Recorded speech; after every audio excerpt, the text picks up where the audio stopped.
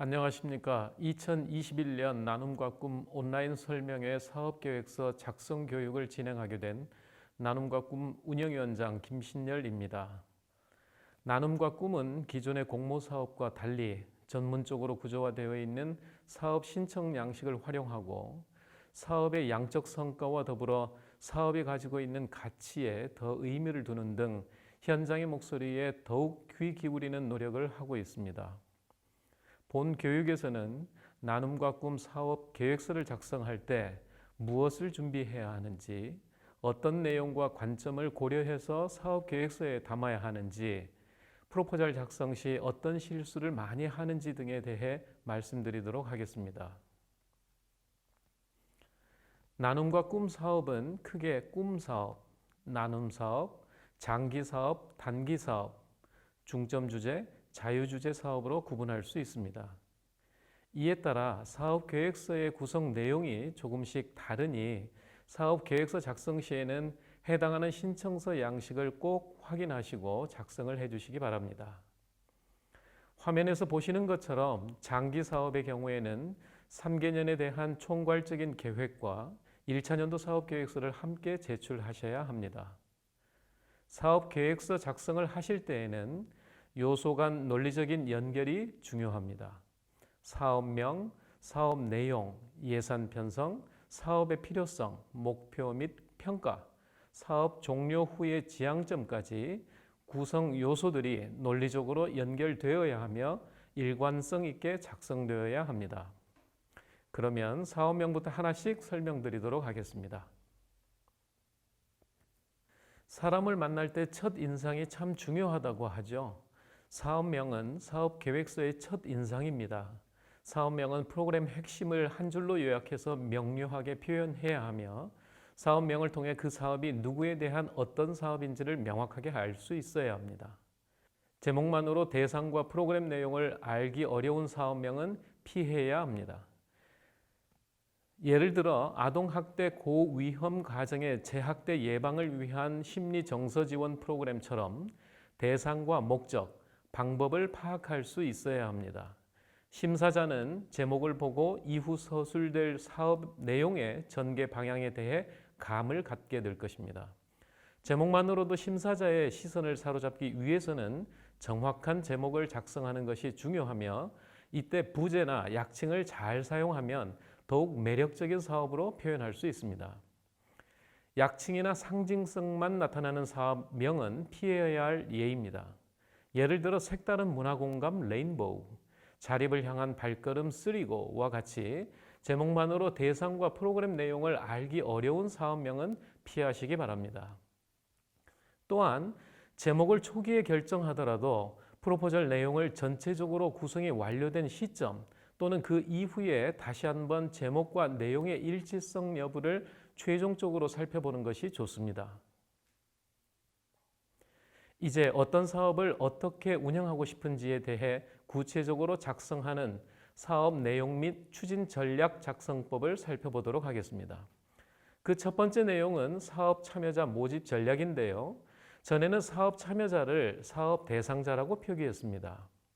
공급자가 일방적으로 서비스를 제공할 때는 사업 대상자로 불리는 것이 맞지만 참여 여부를 결정하는 것은 당사자입니다.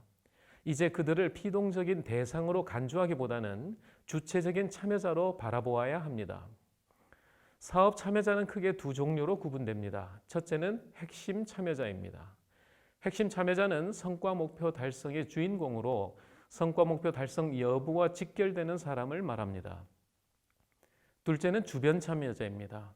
핵심 참여자가 변화하는 데 매우 밀접하게 관여되는 중요한 주변인입니다.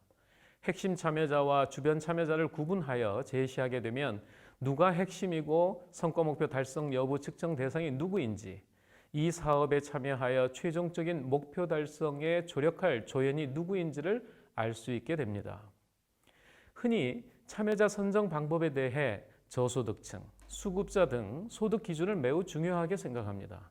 하지만 사회 서비스는 공적 부조와 달리 욕구에 대한 대응이 중요합니다. 즉, 욕구에 대한 고려 없이 소득 기준을 획일적으로 적용하는 선정 방법은 적절하다고 볼 수 없습니다. 사업의 성격과 참여자의 욕구를 고려하여 기준을 마련해야 합니다.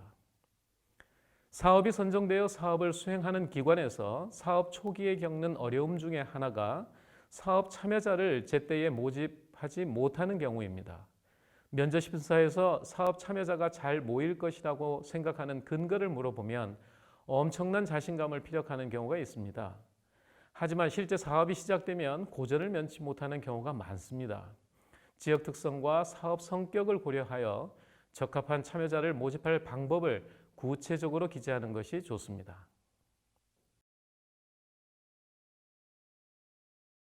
사업 계획서에서 사업 내용은 몸통에 해당합니다.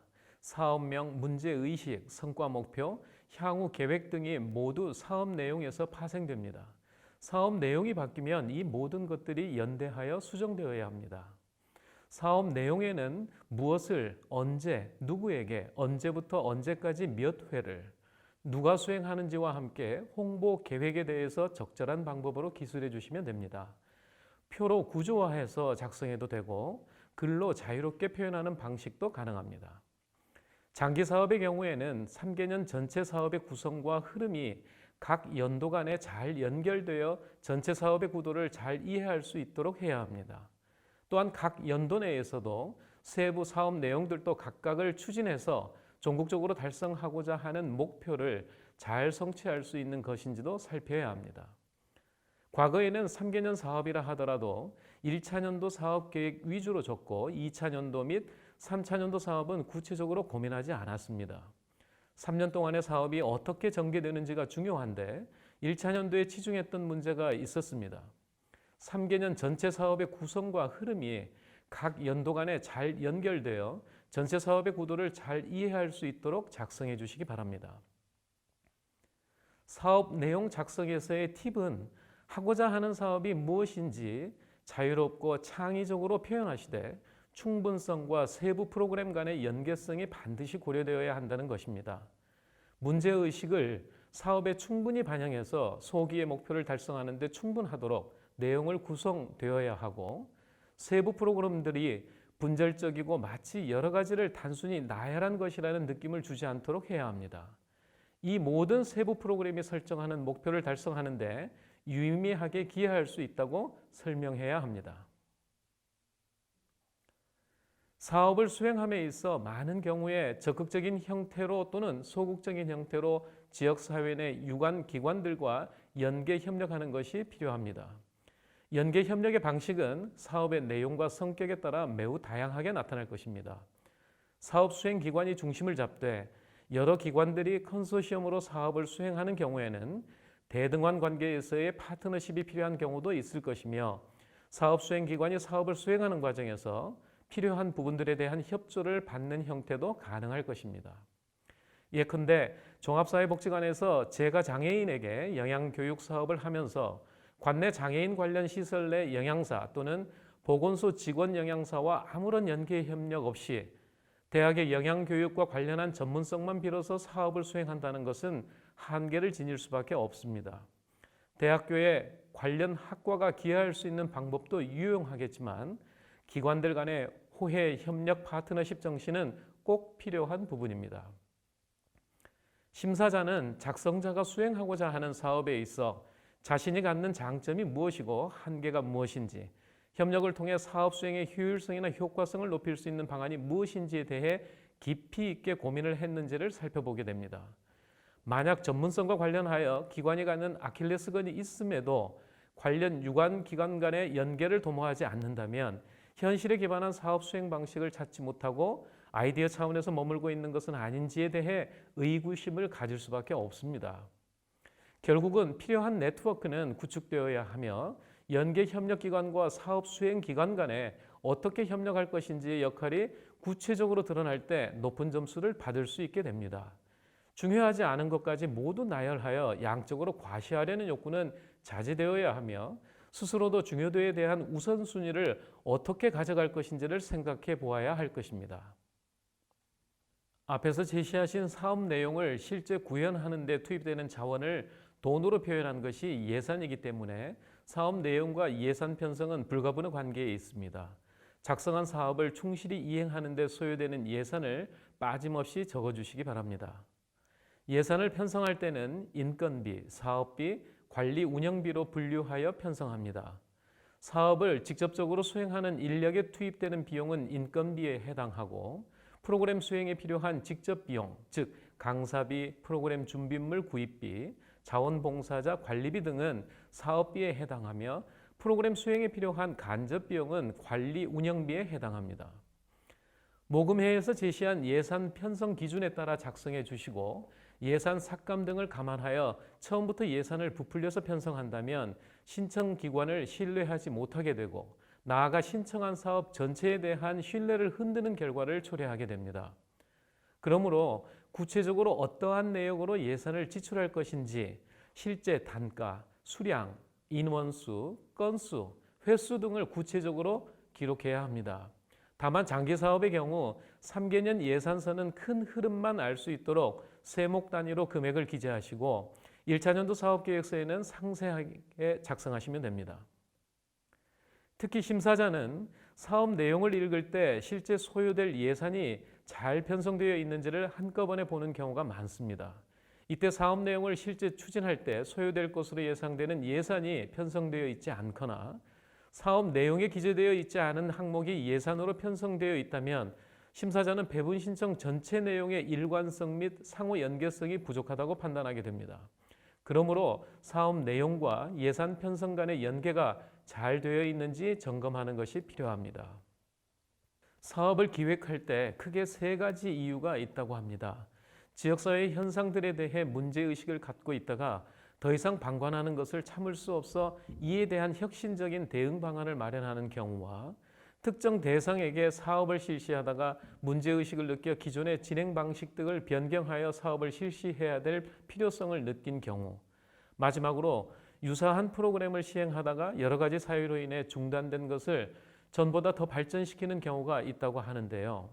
무엇을 어떻게 하겠다라고 하는 사업 아이디어와 내용은 작성자나 신청기관의 문제의식에서 출발합니다. 왜 이 사업을 기획하여 신청하는지에 대한 스토리를 들려주시기 바랍니다. 비슷한 스토리라 하더라도 문제 상황을 어떤 시각에서 어떻게 바라보는가에 따라 접근 방식이 달라집니다. 다음의 예시처럼 장애 청소년에 대한 취업 역량 강화를 실시한다면 취업이 쉬워질 것이라고 생각하게 되면 그 교육 과정을 잘 구성하는 데 초점을 맞추어야 하고 장애 청소년에 대한 사회의 부정적인 인식과 태도가 해결된다면 취업이 쉬워질 것이라고 생각하면 자연스럽게 사회와 기업이 장애 청소년에 대한 이해와 수용 정도가 높아지도록 하는 사업을 기획하게 될 것입니다. 이처럼 보는 시각에 따라 사업 내용이 달라지므로 변화시키고자 하는 개입 지점에 대해 작성자 혹은 기관이 어떤 관점에서 바라보는지를 적어주시기 바랍니다. 혁신성 파트는 꿈 사업을 신청하시는 기관만 작성하시면 됩니다. 기존에 시도되지 않았던 사업으로 성과가 담보되지 않더라도 시도 자체로 의미가 있는 사업이라면 꿈 사업에 해당하므로 혁신성 부분을 작성하시면 됩니다. 전통적인 복지 대상자를 넘어 사회적 관심의 사각지대에 있는 대상을 발굴하여 그들에게 필요한 서비스가 무엇인지 고민하는 것도 방법입니다.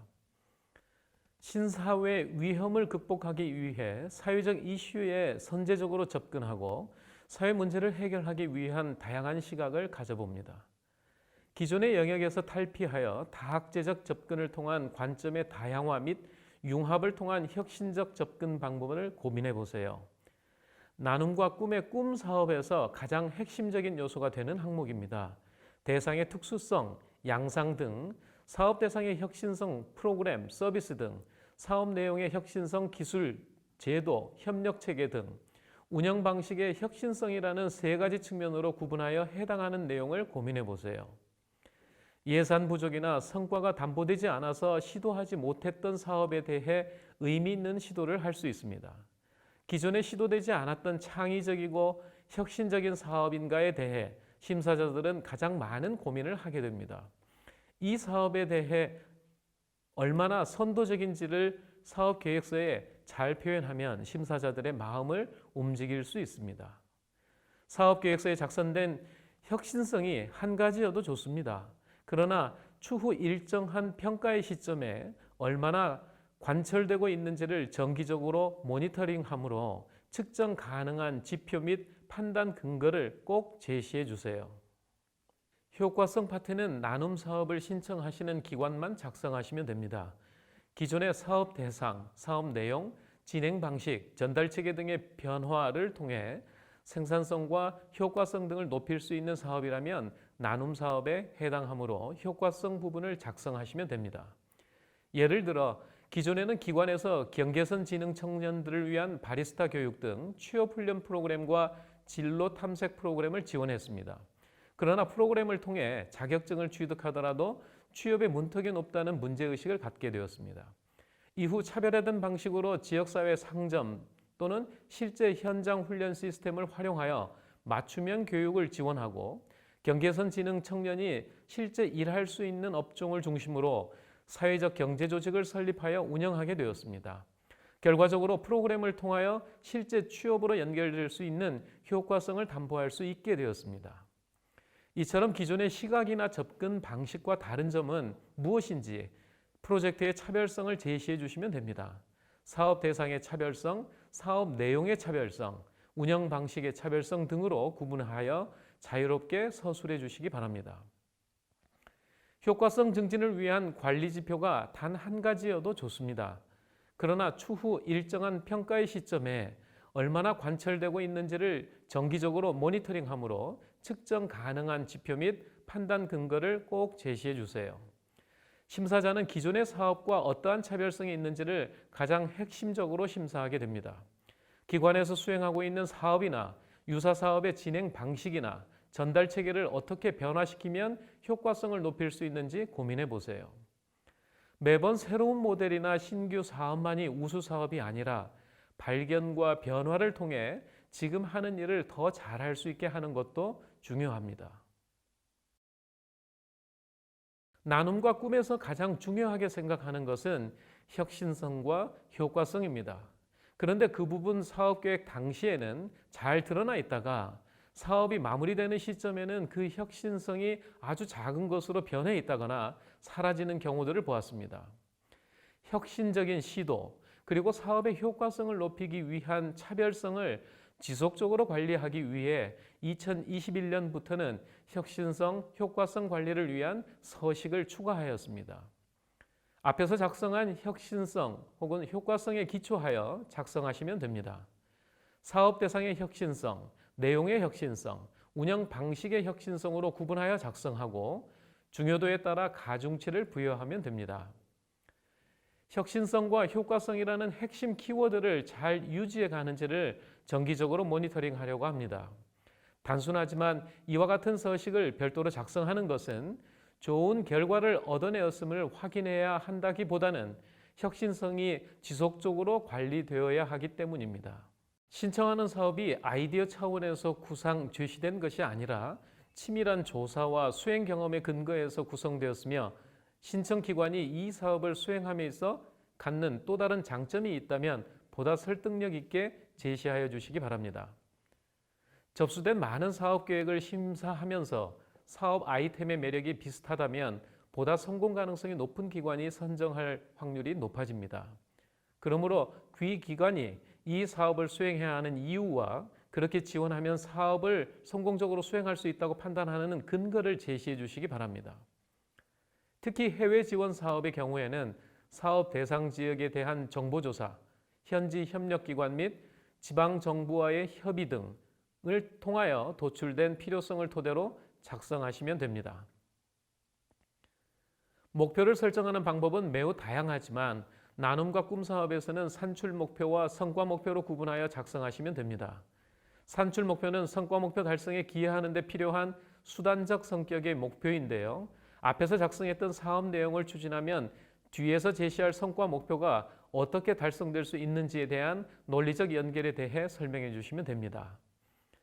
산출 목표로 설정될 수 있는 것은 첫째, 사업 내용을 실제로 수행한 것이거나 둘째, 프로그램 공급자 혹은 기획자가 마음대로 하기는 어렵지만 실제 성과 목표를 달성하는 데 반드시 필요한 목표치인 경우를 말합니다.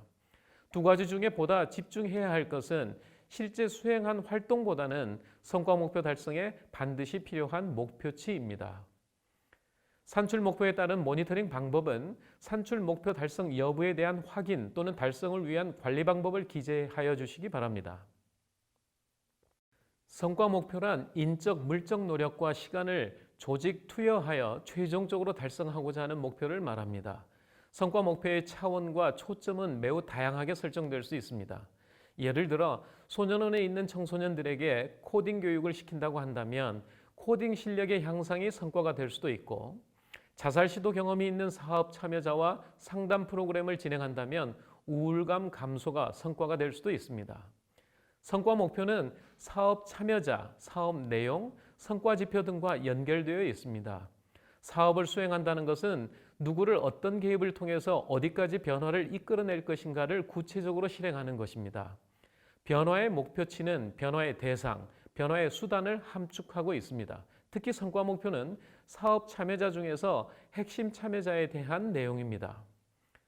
어떤 성과 목표를 설정할 것인가는 전적으로 그 사업이 지향하는 가치와 대상, 사업 내용과 밀접하게 관련되어 있습니다. 그러므로 목표 설정은 이래야 한다, 저래야 한다라고 말하는 것은 매우 위험합니다. 이를 감안하면서 여기에서 배분 신청서 작성자가 목표를 설정하는 데 따른 막연함을 덜어줄 목적으로 몇 가지 기준을 얘기하면 화면에 제시된 것과 같습니다. 성과 목표의 차원과 초점은 매우 다양하게 설정될 수 있습니다. 어디까지를 목표로 설정할 것인지가 늘 논란입니다.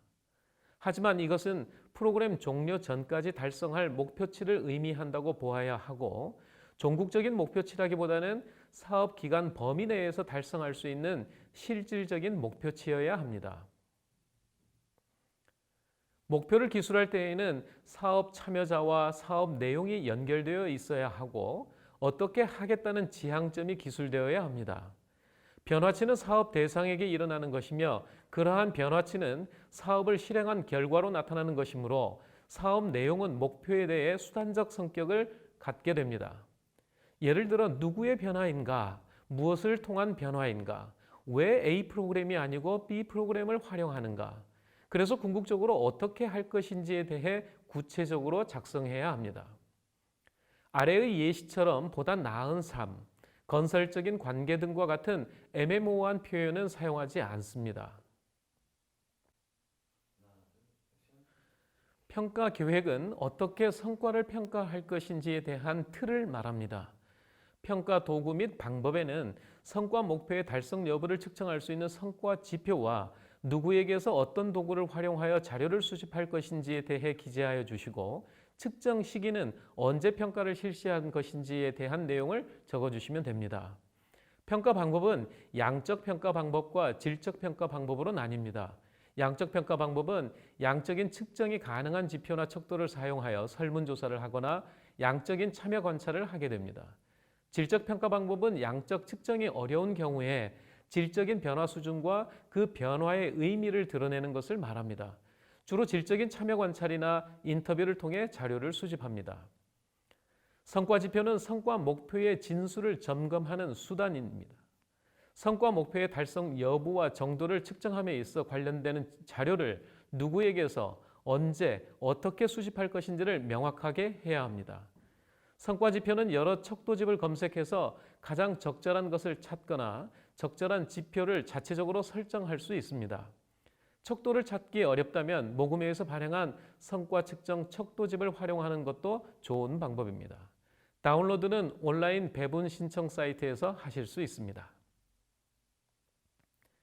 여기에서는 신청하신 사업이 선정되어 지원금을 받은 후 신청 사업을 성공적으로 수행한다면 기대되는 효과는 무엇인지 작성하시면 됩니다.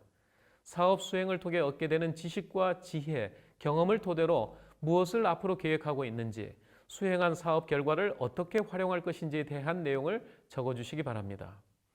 이러한 활용 계획은 신청기관이 이 사업을 왜 구상했고 또 이를 어떤 관점에서 바라보고 있으며 전체 사업 조감도에서 어느 지점에 두고 이해하고 있는지를 보여주게 되며 심사자는 신청 사업이 신청기관의 전체 사업 수행에 어떤 의미를 가지는지를 보게 됩니다. 이러한 이해는 이 사업의 필요성에 대해 공감하는 데 도움이 될 것입니다. 장기 사업의 경우에는 이 사업을 수행하면서 겪었던 경험을 통해 얻어진 성과를 통해 타 유사 기관에, 지역사회에, 관련 정책에 어떤 유의미한 효과를 불러일으킬 수 있는지 작성하여 주시기 바랍니다. 성과를 거두는 것에 만족하기보다는 성과를 통해 우리 사회에 긍정적인 파급 효과가 나타날 수 있도록 하는 데까지 노력해야 하는데 이러한 사회에 대한 울림이 어떻게 나타날 수 있는지에 대해 적어주시면 됩니다. 지금까지 사업계획서 작성법에 대해 다루었는데요. 각 슬라이드에서 피해야 할 예들을 종합하면 다음과 같습니다. 문제의 범위에 적합하지 않은 대처 방법, 예산 쓰임새의 불명확성, 문제 분야에서 기관의 경험 부족, 다룰 수 있는 것보다 복잡한 활동 내용, 합리적이지 못한 일정표, 불명확한 평가 계획, 명확하게 측정할 수 없는 목표, 지역사회가 배제된 기획 과정이라면 실패하는 프로포절이 될 가능성이 높습니다. 그렇다면 성공하는 프로포절의 요건에는 무엇이 있을까요? 공모사업의 목적이 단지 선정되고 돈을 지원받기 위한 것이 아니라 지역사회의 문제를 발견하고 변화시키는 것임을 기억해야 합니다. 둘째로 사업의 필요성이 명확하고 사업의 실현 가능성에 대한 책임성을 담보할 수 있어야 하기 때문에 사업 수행 후 명확한 성과를 제시할 수 있어야 합니다. 프로그램 기획의 구성 요소 간 논리적 연결이 자연스러워야 하며 불필요한 내용은 과감하게 삭제해야 합니다. 장황하게 긴 것보다 간결한 것이 더 이해하기 쉬우며 이를 위해 전체 사업 체계도를 간결하게 구성해 사업을 시각적으로 한 번에 이해시키는 것이 좋습니다. 마지막으로 프로포절을 심사하는 기준 그리고 전문성 등을 고려해 프로포절을 작성하신다면 성공적인 프로포절이 될 수 있습니다. 신청서 제출 전에는 다음의 체크리스트를 꼭 확인해 보시고 체크하셔서 준비하시는 사업들이 꼭 선정되시길 바랍니다. 설명회를 통해 다양한 아이디어를 얻고 제안서 작성을 위한 이해를 높여 창의적이고 혁신적인 사업들이 많이 제안되기를 기대합니다. 감사합니다.